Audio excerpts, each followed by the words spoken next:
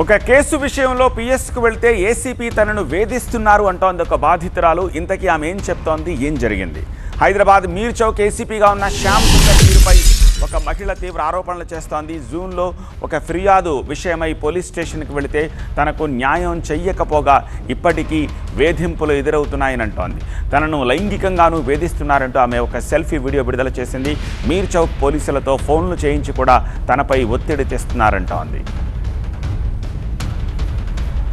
ACP phone చేసింది sir. Phone చేస్తే నేను పోతే ఏమన్నాడు, ఏందమ్మా నీ బాబు లేకపోతే ఎవరినో ఒక తోక తీసుకొస్తావు, నువ్వు ఒంటరి ఒకదాని బయటికి రాలేవా, వచ్చి ఒకదాన్ని కలవాలేవా ఏసీపీకి ఆఫీస్కి అని మాట్లాడతాను. నేను అట్లా ఇట్లా అంటాను, మళ్ళీ నేను ఒక్కదాన్ని కదా నైట్లో వస్తున్నా కాబట్టి నువ్వు రావాలి కదా, ఎవరొక తీసుకొని రాకపోతే ఎట్లా, నాకు కొత్తగా నేను ఎప్పుడు రాలే కదా ఆఫీస్కి అంటే, లేదమ్మా లేకపోతే మీ అబ్బాయిని తీసుకొస్తావు, లేకపోతే ఎవరైనా పిచ్చోళ్ళలాగా లూజ్ కలెక్షన్లు తీసుకొని వస్తాయిందమ్మా నువ్వు అంటే, లేదు సార్ ఒంటరిగా రా అంటే, ఎందుకు రావాలి సార్ నేను రాను అని మీ మాట అన్నారు సార్.